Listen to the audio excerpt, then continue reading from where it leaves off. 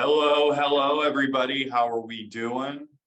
Welcome. We'll get started in just a moment. We're gonna let's give people a little time to join. Where's everybody coming in from? Yeah. So as they're coming in, Scott, I can't stand awkward silence. Yeah. Oh, we'll talk away. Fill the silence. I will fill the silence. I'm so glad. I'm so excited to be here. Thanks again for having me on one of your webinars. Thanks, Marissa, for organizing everything. I love getting to work with you guys. I'm having so much fun. And I know you always kick these off by telling a little bit about the greatness of Kangarootime and all that Kangarootime does for centers. Yes, we do. Again, I'm coming to you live from Buffalo, New York. Kangarootime is a software company for those of you that don't know. And if you're new to the webinars, we've been doing these. Beth, we just talked about it. We've been doing these since the beginning of COVID. So yeah, started March 19th, 2020, and we are coming up on 3 years. I cannot believe 2023 just looks awkward. It just looks awkward. It doesn't fit my eye. But hey, everybody, we've had a number of you join. We really appreciate you showing up. Beth, welcome. Beth has been one of our partners. She's an international speaker, workshop presenter. We have a kindred spirit because we're both entrepreneurs.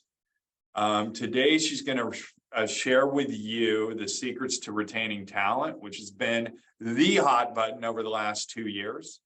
But before we jump into that, I'll do a little bit of housekeeping. So back to us, Kangarootime, we're a software company. Please call us. You need us. We'll help you with your revenue. We'll help you with your staffing. We have a great HRIS system. It's where we really differentiate these days.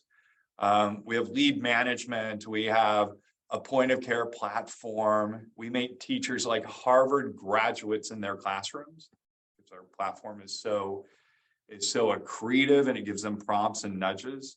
Hey, Shannon, welcome. And then if you're looking for content, please go to our Facebook page.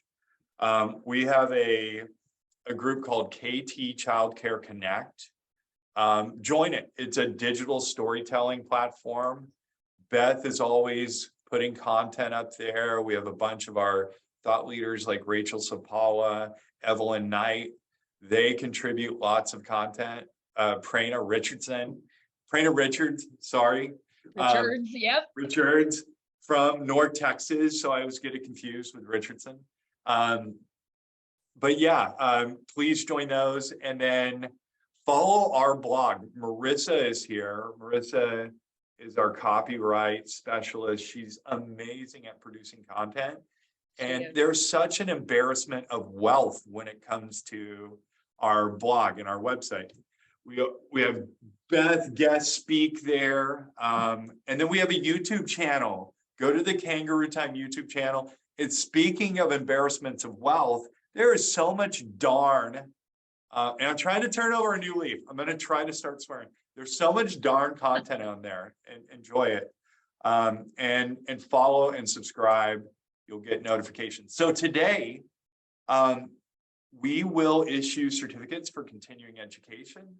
Don't email us. If you're on this call, you will get the certificate.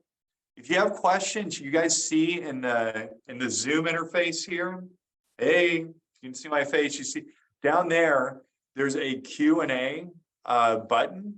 Just pop a question into QA or into chat. We love to chat while you guys are kind of boarding onto the call. Your microphones and cameras, they are turned off. You guys have all seen the crazy Zoom snafus where somebody goes to the bathroom and everybody else is on the call. We can't do that. We can't even see you. No one wants to see that. Yeah, nor do we want to see that. There's some sickos out there that like that. And then we'll be recording this. Again, this goes onto our YouTube channel. You will get an email tomorrow on this.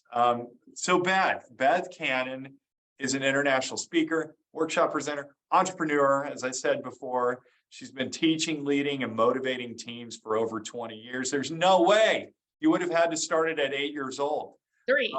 She's been hosting amazing virtual professional development events for the ECE community. The best of which is called Leaders Lounge, in my opinion. I'm one of the OGs. I spoke, I think, at the first Leaders Lounge. Yes, you did. It was amazing. And guys, when, I'm a CEO at a really successful company, but there's nothing better than hearing from somebody at a trade show, hey, I saw your content at Leaders Lounge and it was amazing and it helped me, and you had a couple of good jokes. It was funny, whatever. But Beth brings a lineup of how many people to Leaders Lounge? 26. Jeez. And I'm the worst. Like I'm okay, but I have zero talent compared to the other 25. They're incredible. Well, but you know what? You bring in a lot of value. So hey, okay, I'll take it. There you go. So speaking of value, today, Beth, you're going to be talking about the tips and strategies to better retain staff. You'll gain insight into how to retain employees while they're still employed, and hopefully show your best performers that you value them and their place in your center. Thanks so much for joining us. I'm super excited about this. You and I have talked about this. Great entrepreneurs, they have a couple qualities, but the most underrated of which, like the guy that can print money, or, one of the things I've been really good at in my career is attracting capital. But I also feel like you, me, great entrepreneurs are naturally talented in attracting people and, more importantly, retaining. So with that said, you're off to the races, Beth. I'm gonna sit here in silence and turn my camera off. I'll be back for the wrap up. Okay, here we go. Thanks, Scott. Thanks for that intro. I am so thankful to be here. And what I want to make sure that you guys understand when I'm talking about this very specific retention strategy, this is for your A-team players. Okay, so before I get started, I want you to truly think, I'm going to turn my screen off for just a second, because before I show the slides, I want you to grab some paper, because I truly want you to walk away with some nuggets, some actionable nuggets. I'm going to have a download for you guys to use with a workbook. But before we get that, I want you to jot down on that paper, who are your A-team players? And this is what we know. Every single ECE team, really every team, every work team has A players, B players, and C players. So I want you to think about your A team. I want you to think about those awesome people that work with you in your center, that if they were to turn in their resignation notice, you would drop to your knees and hold their ankle like a toddler screaming who has just been dropped off at childcare for the very first time. Like that kind of reaction, you may come back to them with, oh, it's Marissa. Scott, I agree. You better look, she's sending the love. She's sending the love. I know, and you better be careful, because people might try to steal her, right? If they know how great she is, they'll try to poach her from you. So she's super expensive. Don't even try, anyone. Don't even try. Don't even try. Way overpriced. Yes, because no one can collect capital like you, right? No one can attract it the way you do. So you can pay her for what she's worth. So, but yeah, so you've got these 18 players. Jot down who they are, because this strategy is specifically for your A team. So that is what we're talking about. So jot their names down, because I want you to have them in your mind as I'm walking through this content with you. So this is a solid strategy to help you as a leader understand what might make your top performers stay or leave, because you don't know what they're thinking, right? You don't know, are they considering jumping? I mean, are you paying attention to the tension that's going on in your center right now? And I would be willing to guess that there's probably been a bit of tension going on in your center, because you're probably not too unlike most early education leaders that I know. So, and how do I know that? Because I am in it all the time. I do strategic coaching with ECE. I do team building intensive workshops and leadership retreats. And then, like Scott said, I speak at conferences as well. So I'm in it. I'm with teams, and I'm often with leaders, and I sit with you and I help to see what are the things that are happening that are going to repel people, and what are the things that are happening that are going to retain your people. So I told you that I had a handout for you. So either go to bethcannonspeaks.com/stay, or if you got your cell phone close by, you can take your cell phone and you can scan that QR code right there. So I'm going to give you just a minute to do that. This is a workbook. And so this workbook is what you can use. It's got the specific questions I'm going to teach you on today. You can use this workbook to have your stay interview. So if so go ahead and grab that. Okay, there you go. Marissa just dropped it in the chat. Thank you, Marissa, for dropping that in the chat. Okay, so let me talk about what your takeaways are going to be today. You are going to learn how to truly gain insight to find out what's working, what's not working, and what needs to change, right? Like what's going on in the minds of your very best performers. And I'm not going to send you a crystal ball because you can't tell the future. But guess how you're going to know? You're going to know because you take the time to sit down and have conversations with those 18 players to figure out what's going on in their mind. But rule number one is this: you're not going to call a stay interview, right? You're not going to say, let's talk about how I can talk you into staying. So don't call it a stay interview. Call it a connection interview. Just call it, hey, I just want to sit down and have a chat with you. So this is the difference in a stay interview and an exit interview. And some of you guys may have heard this concept before. It's not new to me. It's not my unique concept, but I have broken down, I've come up with an acronym, if you will, what the STAY will stand for to help you create this experience between you and each one of your 18 players. So a stay interview is giving you clarity on what's going to motivate someone to stay. Know this: if you confuse, you lose. And when I say if you confuse, just like Scott said, Marissa, and Marissa's like, yeah, love you.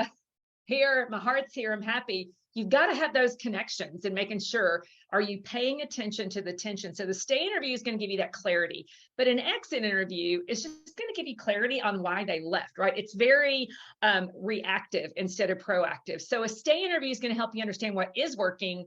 An exit interview is going to help you figure out what did not work. And then a stay interview, it's very connection focused, as an exit interview is very disconnection focused. So seeing people is your superpower, right? Seeing people for who they are, for what they think, for what they bring, that's your superpower. And making sure that people are seen and heard really matters more now in this climate, I think, than it ever has. So if you printed off your workbook, you've got this.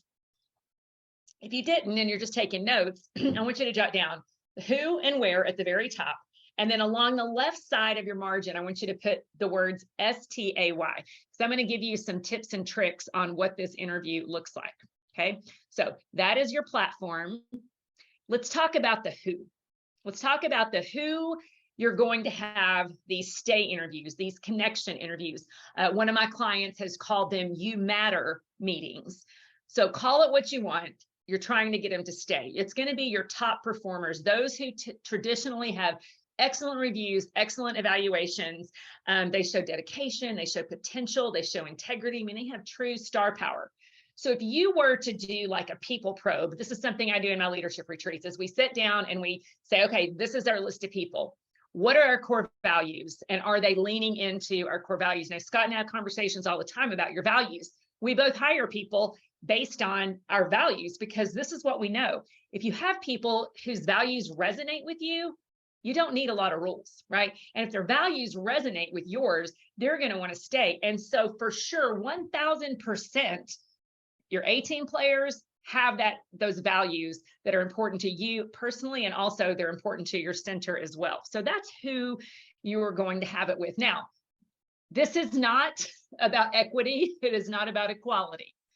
So I want you to take that off the page. And let me tell you why. So if that kind of got you a little spun up, I want you to come back. Not everybody's an 18 player. Yes, I am telling you to give your top performers a little bit of extra TLC because they deserve it. I feel like they've earned it. Now, you're not announcing this to everyone else, but this is just a conversation. I'm going to recommend you do it outside of the center, but this is just a conversation, a true connection, an opportunity to show gratitude, to show grace, just to show some appreciation for who they are and what they've been in your center. Everyone deserves your one-on-one, but your A-team players deserve just a little bit of extra special attention because they've got knowledge that is worth money to you and worth success to you. Okay. So when are you going to have this stay interview? I'm going to recommend at least once a year. I've done this now for 2 years in a row. I usually kind of do them around the end of the year. When I give a bonus or it's the end of the year, maybe it's, it's time for a raise or, just an opportunity to truly connect. This is what I do with my 18 players, right? We get together, but I will tell you this. I have had these meetings, not necessarily at a regularly scheduled time, like right before a retreat or right before a big training or a meeting. As I've said 3 times, I pay attention to the tension. And oftentimes, especially in the last few years, there's been a lot of opportunity for tension, right? Generally, it is around the way that the other people on the team are showing up or not showing up. If you've had a season of turnover, where your leaders and your people who always show up are not only doing a great job in their own jobs, they're also doing a really great job filling in for other people. And so it matters when there's a lot of tension and you just feel like you need to show them some TLC. Okay. Now, where are you going to do it? Outside of the center. Do you have to announce it? No. And I know some of you guys already are thinking there's no way that can happen. There's not enough hours in the day. Maybe there is. And think of like a coffee connection early in the morning, or think of a special lunch where you're able to leave, or, maybe a walk in the park. Like when we talk about OGs, I've got my Debbie, who's been with me for 19 years. When I need to have a connection with Debbie, she and I go walk in a nature park because we both love to walk, right? So we get our connection in while we're walking. Others I know need that FaceTime. So we go to a cute coffee shop. Others love food. And so we'll go for dinner or we'll go to lunch. It just depends on kind of your connection with them and what works out in the schedule. But if you want to find a way, you can find a way. But I say get away from the center because that place is chaotic. And it's hard to have that good focused time, because what you want is for them to open up their heart and for you to be a little vulnerable with where you are and where you've been, and for them to be able to have that transparency that they may not have while you're in your regular work environment. So find a cozy, quiet, kind of undistracted place. Those are my favorite kinds. I love coffee shops kind of in the middle of the day. That's one of my favorites if you can make the time. And then what is it, right? It's a chance to connect. It's not really a formal meeting in any capacity. And when you set this up, to say things like, hey, I know it's been a long, hard season. I would love it if you and I could just kind of connect out of the chaos of the center and just have some one-on-one time with each other. Can we carve out a time like that? And then you're going to invite your employee or team member to really share his or her perspective on things that are happening at the center, because I guarantee you, they know things and they see things that you do not know.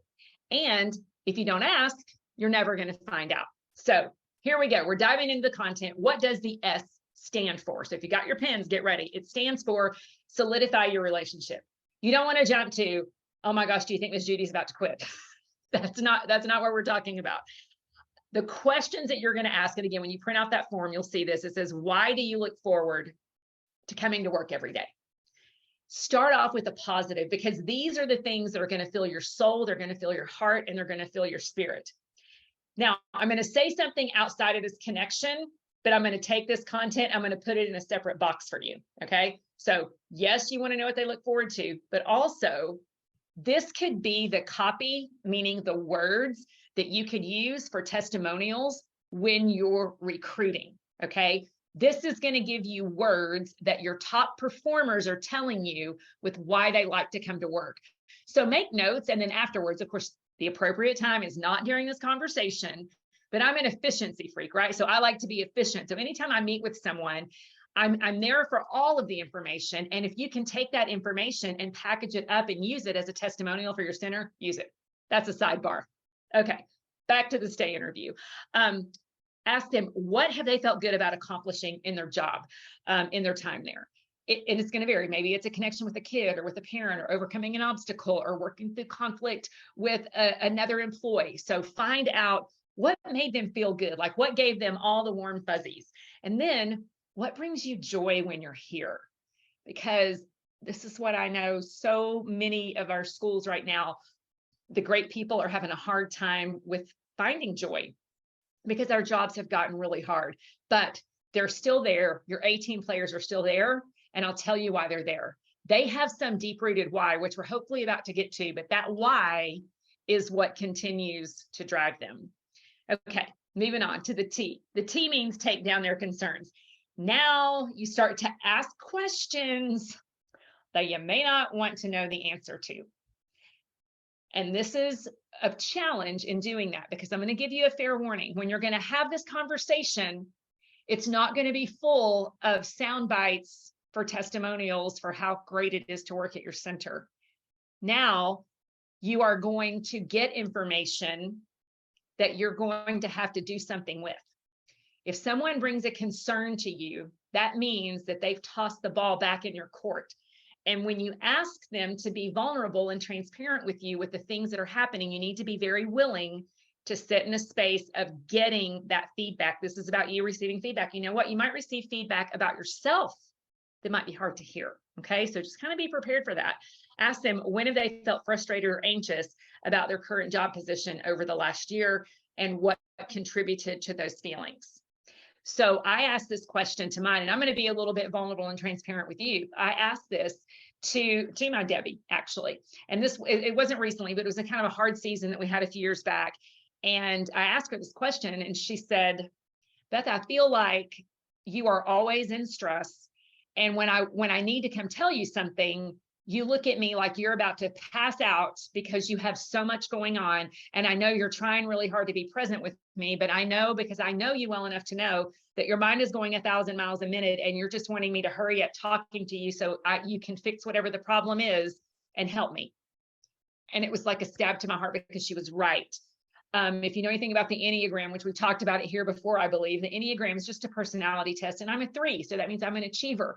Achievers, when they're great, we're working hard, we're getting things done. But when we go into unhealth, we can tend to be extremely task-oriented and not as people-oriented. So I say that to say that if you know that you're a task-oriented person, try to shift from your tasks while you're here and be focused and be willing to hear that information. Okay. Then describe a really frustrating day in the last year. Again, may be hard to hear, but help them unpack what frustrated them, what was going on, who was involved. And then, you're going to get to, how did you overcome that? Well, wow, gosh, it seems so important back then, but here we are. Do you feel like that's resolved? Did we move forward? Did we make some positive changes that we needed to make at that time? Ask them this too. This is hard. What parts about the job do you dread? Every single time I've asked this, let me tell you what, 0% of the time did they say the children. Never have they said the children. Yes, we've had some super challenging behaviors when we're working through those things, but I find it ironic that my A-team players have never, ever, ever said it's the kids, because they have that heart to serve those kids. And so it's not always the kids, it's generally the grownups who are not acting right, which cause them to dread their job. Maybe some little estrogen cloud, as I saw it happening in the center, some gossip, some backbiting, some people not being accountable for doing their own jobs. And so the A-team has often had to step up to do the jobs of others. So that's a lot of what I hear, and I hear from my center directors as well. Then I want you to ask them this: what do they do well, right? We have a culture of feedback at my company, and I teach this all the time. You want to have that 360 feedback, to where there's always something happening, to where you tell me what I'm doing well, you tell me what my opportunity for growth, and then we'll go back and forth and we'll share that question with each other.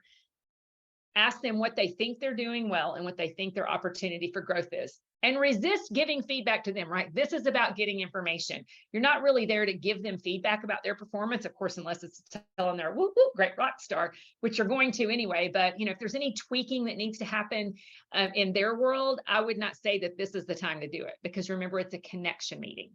Okay. Moving on to the next. And guys, I've got the chat up. So if you have any questions or comments going through, feel free to drop that in the chat, and I'll be able to see those and snag an answer for you. So let's talk about asking the right questions. What opportunities for self-improvement would you like to have to go beyond your current role?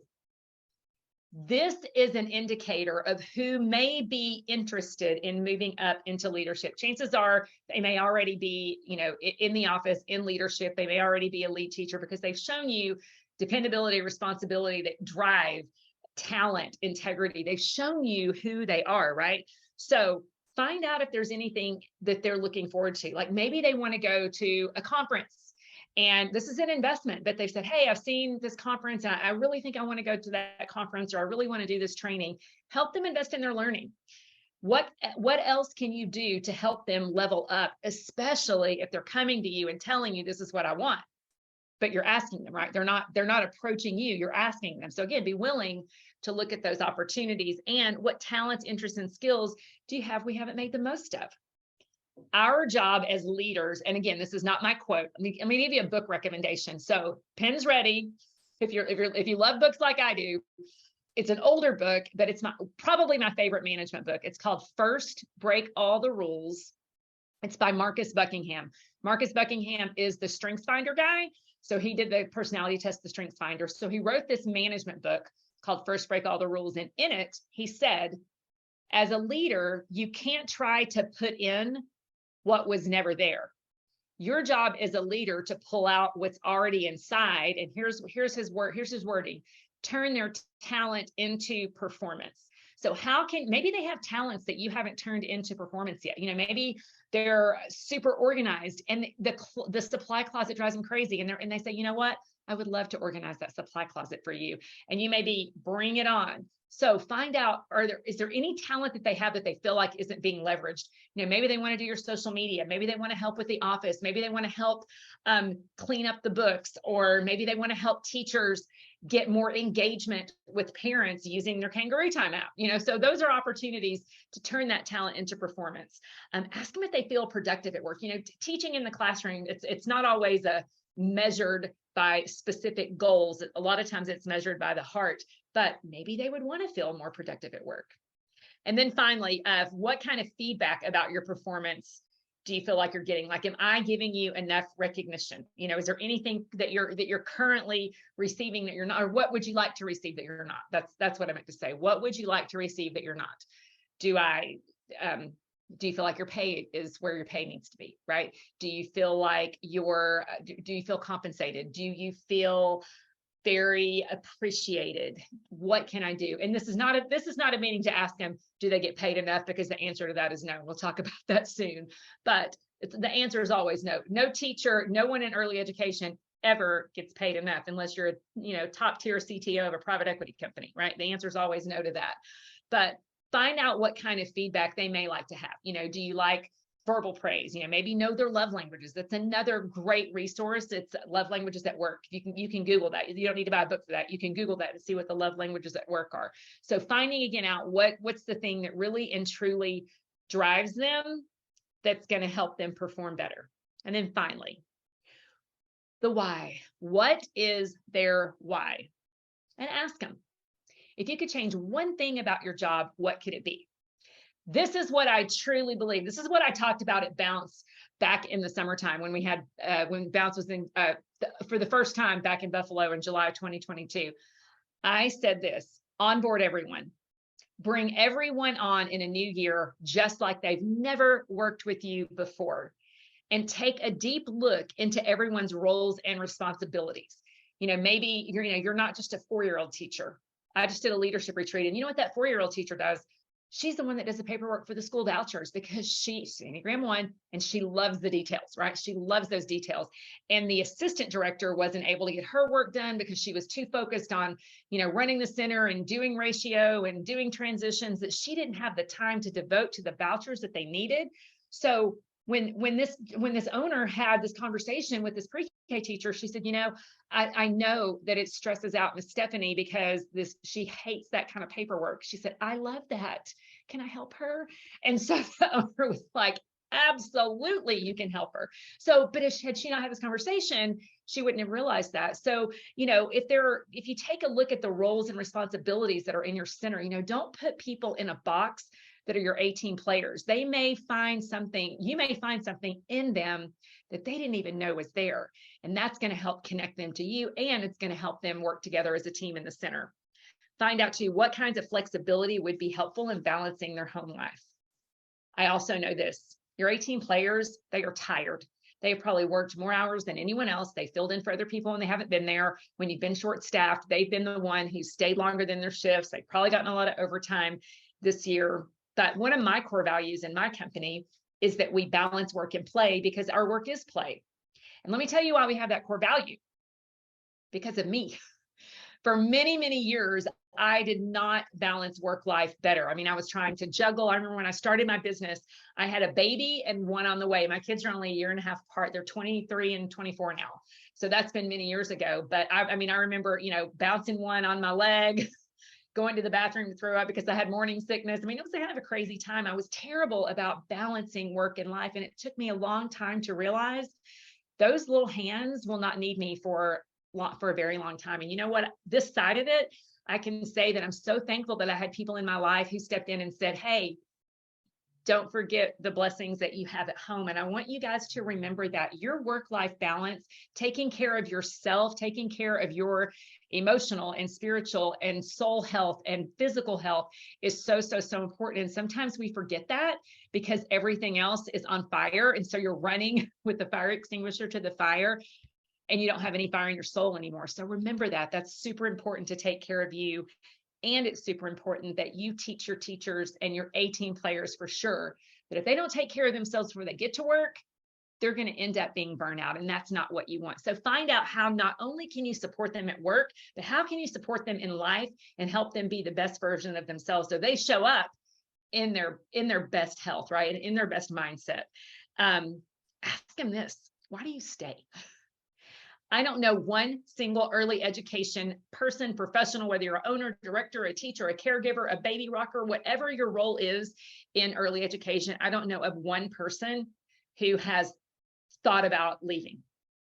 I don't know of one person who has questioned, why am I doing this? And then how can I help remind you of your why on hard days? There's an exercise, I believe it's Dean Graziosi has an exercise. It's called the 7 levels of why. Again, look that up. Dean Graziosi is a great business coach. And if you ask someone, why are you doing this? What is your why? And they'll say, well, I want to make an impact in my community. I love kids. It's my calling. It's my ministry. It's my heart. It's what, that's what they'll say. It's what I'm supposed to be doing. But when you ask that question and you go down 7 levels, it gets down to this. You either do what you do because you did not have a safe space, either for your kids, you didn't have a safe space at home. Maybe you do things because you want every child to matter because you as a child didn't feel like you mattered. So your goal in life is to help every kid know that they matter. And your way, your vehicle to do that is to have the center. So you were missing something as a child or as a parent, and that is what you wanted to fill. Or you're filling a legacy. Maybe your parents did this. Maybe you just had great parents or great caregivers or great community in your life, and you knew how you benefited from that great community. And so you want to turn around and give back, right? So someone did it for you, you're reaching back and you're pulling people up with you. When we get down to the very nitty-gritty details, that's often what comes up when we do leadership retreats, when we ask people, what is their deep why? So asking them those questions and finding out their deep why, so that on those hard days when they want to quit, you can remind them, remember when you told me that your why was because you wanted every child to matter? Your being here does that every single day. So it is emotional to even think about like why someone stays in this job. It's not an easy job. It's very, very hard. And so finding out and helping them verbalize their why is going to give you a little tool, not a manipulative tool, but a heart-based tool so that you can reach out to them on those hard days. Okay. Now, what not to ask? Are you happy working here? Happiness depends on happening, right? We need that joy, because the joy, the true joy, is what's going to get us through when things are hard. And then don't ask them, do you make enough money? As I said earlier, the answer is no. No, they do not. You cannot pay them enough money to do what they do. But people go into education to make an impact. You know, I graduated from college with a degree in education, and my parents all along said, you're never going to make any money. You're never going to make any money. And I just said, that's not the most important thing to me. I love teaching, and I want to make an impact. And I did. I taught school for 5 years. I haven't taught school in many, many years, but I loved teaching school when I did. And I felt like for that season in my life, that was my calling. And then what do you want them to know? So by the time you leave this meeting, your stay interview, your connection meeting, your You Matter meeting, you are going to recognize and appreciate their loyalty for who they are and what they've been for you personally and what they've done in your business. You're going to care more about just their performance. They're going to understand that you truly care about them as a person. You're thankful that they show up. You're so thankful that they're an 18 player, but more importantly, you care about their heart, and that means something to them. And then also that you're open to making changes that would bring them more satisfaction. So don't just be a hearer, be a doer, and be willing to make some small, they're not probably not going to be big, expensive tweaks, but some small, easily manageable tweaks that's going to help the quality of your team, the quality of your school, the quality of the mental health of the people that you love and care about, who are really helping you build your business and build your dream to serve your community. And this is what you're going to discover. Warning signs like Houston, we have a problem, if they need more support and direction. Because again, I just had one of these, and one of my girls came to me in tears and she said, Beth, I'm tired. I'm really, really tired right now. And so it was all hands on deck to say, what do you need? How can I support you? You need a little bit of time off. Okay, let's take some time off. Do we need to change your schedule? Do we need to rearrange any things? What can I do to help you get your energy? And you know what? We made some small tweaks. Thank goodness it was over Christmas when a lot of classes were shut down, but she was able to come back in the new year refreshed and restored. Also, low cost changes. Maybe you could help to kind of reaffirm their commitment and engagement by making some of those low cost tweaks we talked about. And then ways to keep the employees in which you've invested the most time and resources, some ideas that they are going to give you out of words, out of their own mouth, to what is going to make them want to stay, and it's going to lead back to their why. So ways to win. Start with the heart. Always start with the heart. Engage with empathy and stay humble. Don't fumble. That is the most important thing. Stay humble. Don't fumble. Stay connected with them. Make sure that you do the things that you said you were going to do. If you're going to ask those questions, you've got to be willing to come up with some follow through. So that is what I recommend for a stay interview. Scott, do you have the courage to come back in and do some of these stay interviews with your people, is what I want to know. Is Scott around? Marissa, are you there? Hey, I'm here. There you guys are. There we go. I'm here. I could not find my my control. Yes, do a couple of things, Beth. I think we're talking about a few things here, or a couple of different layers here. Obviously, I think many of us as entrepreneurs, leaders, stakeholders in an employee's well-being, we focus on what do we need to do to make this a great place to work, right? Yep.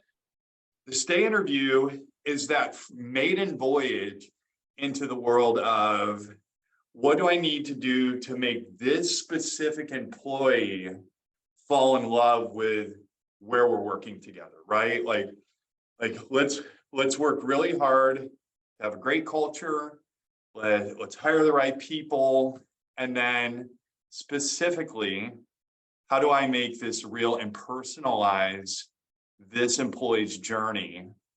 I liked also what you said about stage of life when you first started teaching, and your parents were like, "You're going to be broke, girl." And they were right. They were right for a minute. They were right. But it was that was the stage of life you were in. I think the stay interview helps you understand the stage of life.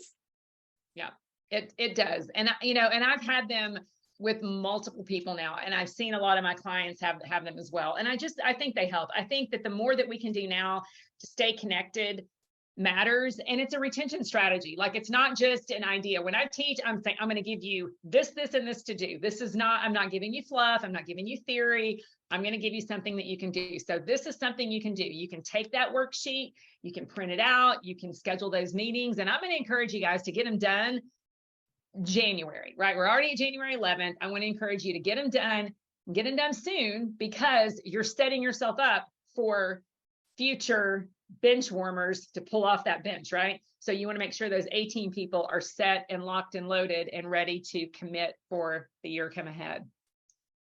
Hey, Beth, a couple of things. I know the subject matter here was to not talk about money, was not to talk about it. But what are your feelings? I put down in my notes, a CEO, a leader has 3 responsibilities. This is my playbook. 1 is to set the vision. Yep. 2 is to find the best people. And 3, and I think the most underrated, is to capitalize the organization, capitalize the company. Make sure you're in a position to do the right things by the right people. And you started with this, right? This is a playbook for your A players. If you want to trade in the best people in the world, or the best people, you as an entrepreneur, you as a leader, have to go find a way to make the commercials or the financials work. You have to. Yep. I know the tooling here is around alignment and giving the person a great journey, but I'm big on assuring that people are made whole and that they can live that they can work for a living wage at least. Right. And you know what? What we're starting to see is more owners realize that the piece of that. And so as we receive stimulus money, and another block grant money is coming, is looking at ways that they can move pieces around. Where can they cut? And I've seen a lot of owners too say, you know what, my percentage is going to come down, because if I can do this, my people can. So an extra $1,000 a month for an owner could be an extra $300 for 3 teachers. That's bills. That's childcare, that's insurance, that's a car payment, that's rent.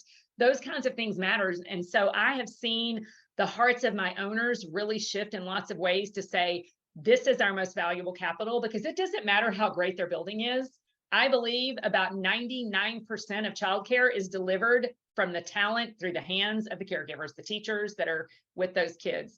The building might be great, it might smell good, it might have a great playground or a great nature space, but if those teachers aren't loving and nurturing and caring on those kids, that business, that beautiful building, is going to get sold to someone else.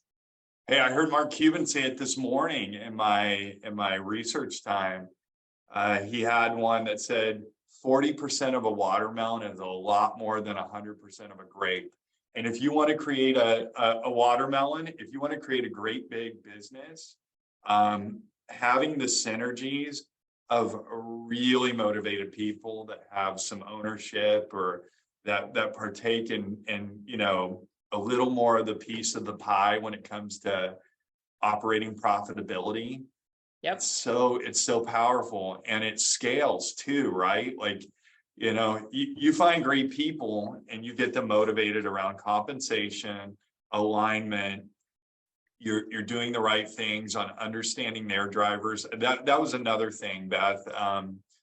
We're all motivated by different things. Marissa's joy and my joy have different fires that sit behind them, for sure.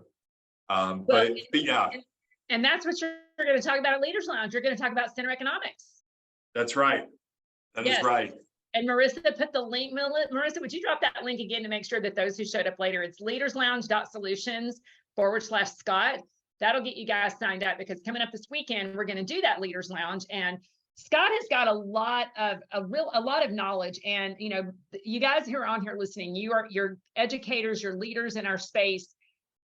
we oftentimes don't pay attention to the money piece of it. And so that's why I love, it's so funny you said you had your research time. I do the same thing. We're such geeks like that, but leaders are learners, right? If you're going to continue to level up your company, you have to know what's going on in the world. You have to listen to thought leaders. You have to take the information that's out there and pull it in and figure out, okay, this might not be something I'm loving to learn about, but I need to understand the economics of my center. And so, but this is what I know about you, Scott.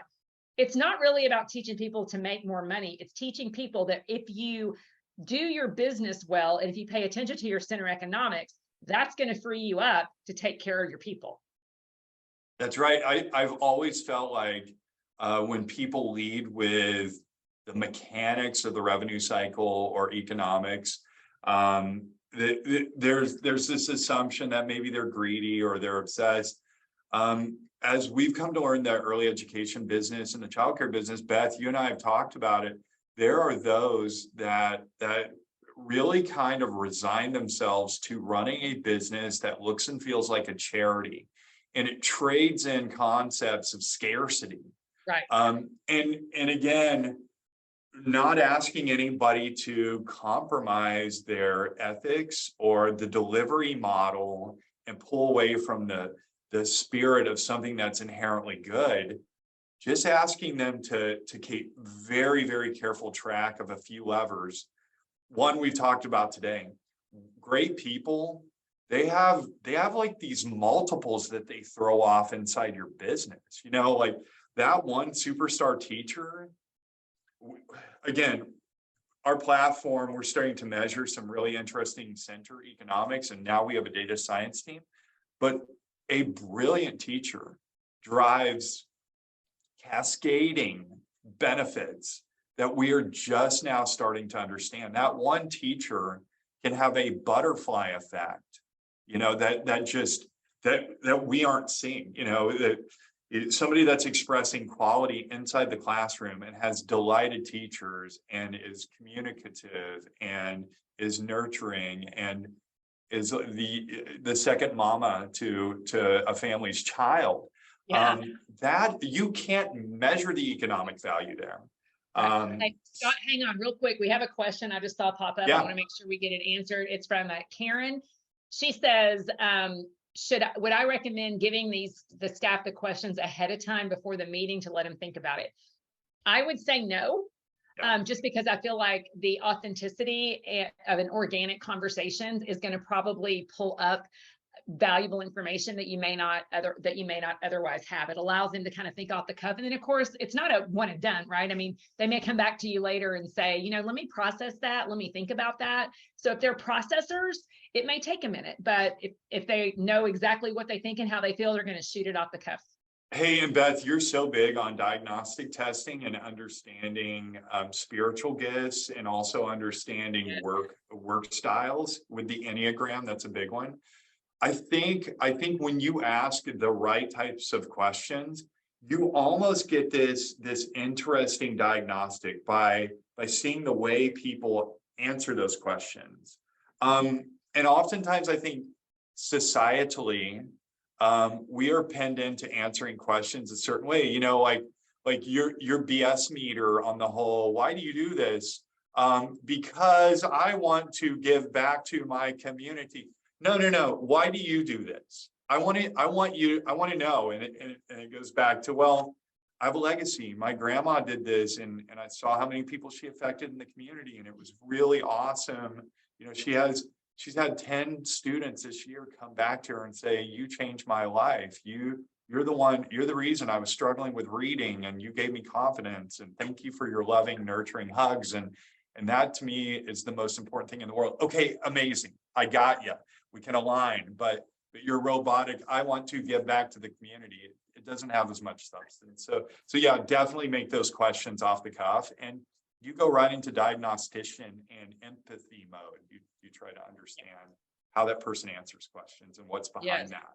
Yeah. And Summer says she loves the love languages at work. Yes, it's very, very powerful. It's important to understand, how they communicate. So again, as I said earlier, seeing people is your superpower. And so knowing you can't treat everyone the same, you can't treat everyone out of the box. Sometimes it's just like in a marriage, right? Sometimes it's 50-50, sometimes it's, 3-97. I mean, you just show up and you adjust. And I think kind of the same thing works with the way that you lead your team. You show up, you adjust, you always go with kindness, you always go with it, with believing the best and having and understanding that everyone has the best intentions, and what can you do to get on the same page and live out the dream that you've kind of have created for yourself or your center. Hey, Beth, one more thing there too. These conversations, I think a big part of a marriage is really having self-awareness too. And sometimes questions like these can really mimic a therapeutic environment. Oftentimes employees, they can't see the forest through the trees, so they can't really see their alignment. These questions will often, that whole season of life conversation around somebody whose parents is putting a lot of pressure on them because they're not making enough money. I got this one for years. When are you getting married? When are you going to have kids? When are you going to do those things? Those pressures don't drive real honesty. So like a great therapist or like a great partner in a marriage, you're asking these questions to unpack maybe some of the legacy luggage or baggage that people bring into the work environment thinking you need this, but you are happy here. You light up when you're in that classroom. Why are you applying for the assistant director spot when your spiritual gift is in that classroom? Let's figure something out. Right. Scott, we've got one more question here. Great.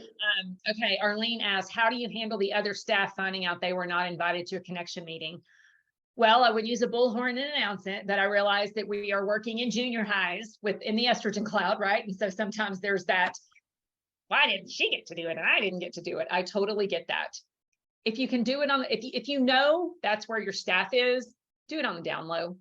Do it on the down low. And if someone asks, just say, well, I had some specific things that I wanted to talk to her about.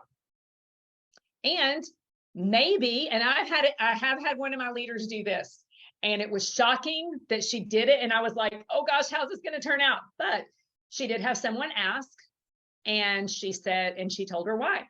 She said, I'm doing, these connection meetings with some people who've really been on the A team. So would you say you're on the A team right now? And she just kind of had the conversation with, let's talk about, what do you think your opportunity for growth is? You want to have a meeting? Let's talk. What are you doing well? What's your opportunity for growth? And it gave her an opportunity to say, here are some areas where I feel a little bit betrayed, to where maybe you've had some gossip and some drama, and there's some things that have been going on that have been really uncomfortable to me. And so this is an opportunity for me to tell you that. So I don't know that there's a silver bullet answer for that. But again, hey, Beth, I'll add to that. I think you and I have talked about it before.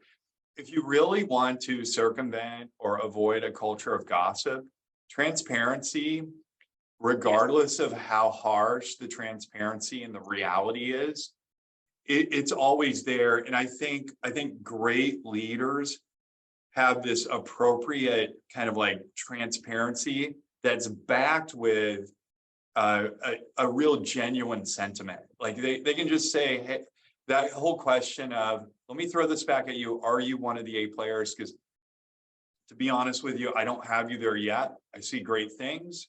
There's a lot of potential, but maybe we have one of those meetings here in the coming months. But let's think about what gets you there so that we're having a stay interview. Right now, how about you show up 5 days in a row? Yeah, exactly. Okay, hopefully that helped to answer everyone's question. If not, come find me at Beth Cannon Speaks on Facebook, Instagram, LinkedIn, and then do not forget, register for the Leaders Lounge. I can't wait for you guys to hear all of these awesome speakers. It's a free ECE Summit. Friday, Saturday is for leaders. Sunday, Monday is for teachers and educators. So thanks again, Scott and Marissa, for having me on again. I feel like this is the home platform, and I appreciate you guys so much for all you do to support. Thank you. Thanks so much. We always appreciate your content.